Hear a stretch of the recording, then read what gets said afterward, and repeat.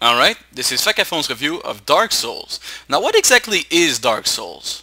Well, it's one hard game, I can tell you that right off the bat. It's basically an action RPG. As you move around, you hack and slash people and you level up. But that's not saying much. It's like saying Mario's a platformer. Yes, that's true, but it doesn't really describe the game now, does it? Since this game has a lot to offer, I'm gonna break down my review in 5 parts. The story, the characters, the gameplay, miscellaneous, where I just talk about everything I forgot to talk about, and probably a little recap on Demon Souls, its predecessor. The story. I don't know. The character. Nah, I'm just kidding. So the basic story of the game goes like this. Dragons used to rule the world over nobody, but one day there was fire, and the undead raised because fire does that. So the undead decided to become really cool and kick the ass of the dragons because the dragons were really mean. And because of that, the dragons are all gone now, except for a few, and the undead rule the world. But the problem is, now the fire is dying. I guess because, yeah. And well, there's pretty much nothing they can do about that, so well, the undead are pretty much left there to await the end of the world. Just like us, yeah. However, just like Zelda, there's a legend, a prophecy if you will, of one undead who will save the world by, ringing bells, or something like that. Anyway, so you wake up in a cell and somebody helps you get out of the cell, so you're like, alright, I'm gonna do that prophecy and save the world. Now the problem is, pretty much everyone you meet is against you once you're dead, because the undead really don't like you, because you stink. You smell bad. Pretty much everyone who used to save the world has gone crazy now because, well, there's different reasons.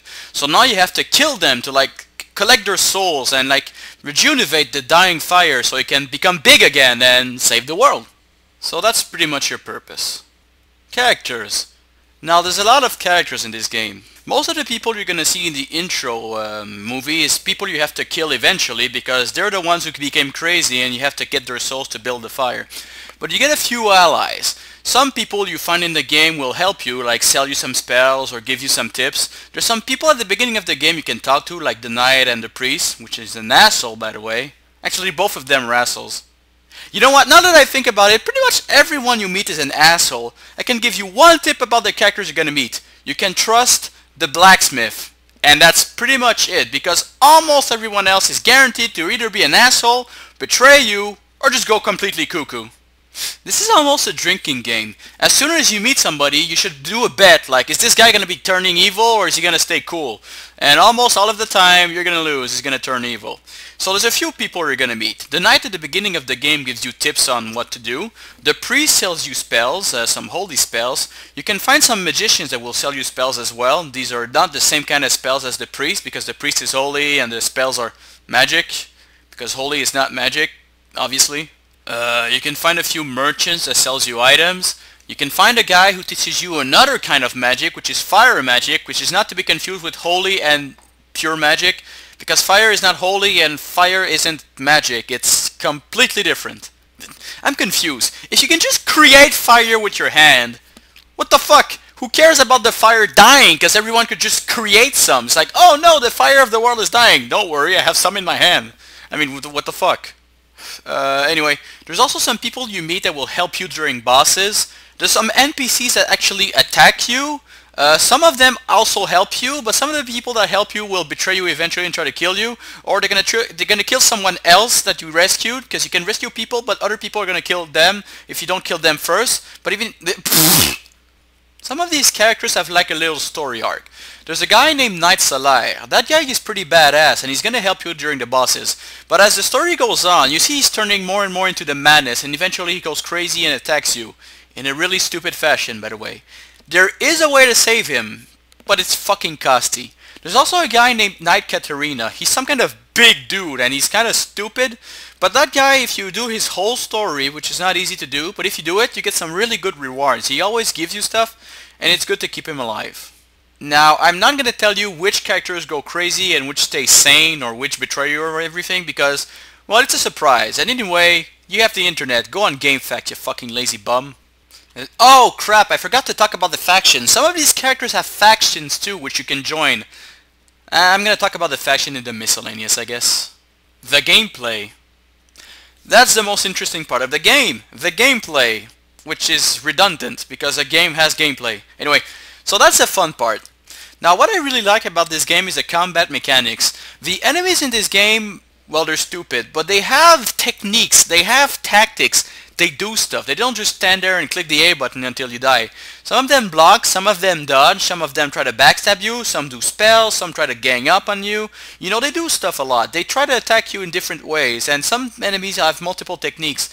The bosses also have multiple techniques. Some bosses are way smarter than others, and some of them are just pretty stupid. If you ask me, the toughest boss are the ones in the DLC, because in the DLC, the downloadable content, they're actually much tougher than in the normal game, and that's saying something. The way you fight in this game is entirely dependent on the weapon you wield. So if you wield a big sword, a short sword, a saber, an axe, you're gonna fight in a different way. I don't know how your character learned all these moves with the different weapons, but I guess he got the soul of the weapon, or something like that. Kinda like Soul Calibur maybe. So when you wield a different weapon, you do different techniques, and every weapon has their unique stuff. Some weapons have very similar techniques, but most of the time, every weapon has a different fighting style, and it's just a question of finding which weapon you prefer and the strongest as well. And actually, don't bother with a good weapon technique, bother with a fucking strong weapon, because even though your technique sucks, if you kick everyone's ass, then it doesn't really matter, does it? Now, as you level up in this game, you can get more stats upgrade, like HP, dexterity, magic, intelligence, more spells, more stamina, etc. And it's a full list. It's really hard to describe it all, but let's just say it basically does what you think it does. Upgrading certain stats will allow you to use items or spells that you can't use normally. Like, if you're stronger, you can use more heavy weaponry, or if you have more dexterity, you're better with bows and stuff like that. And if you want to use better spells, well, you gotta get smart, or faithful. Yeah, I remember when I wanted to get more faithful, like I wanna really believe in whatever deity it is I believe. Well, I just gotta level up, because when you level up, you get more faith. Yeah, that's how it works. Yeah. Now, to be honest, there's a lot more intricacies with the items you can use, like the weight of your character, the way he moves, etc. There's a lot of stuff to talk about in the gameplay, but if I don't want this video to last like 50 minutes, I'm gonna have to cut it here. Suffice to say that in this game, you don't want to die, because if that happens, you lose all of your money, which is also your experience, so watch out not to die.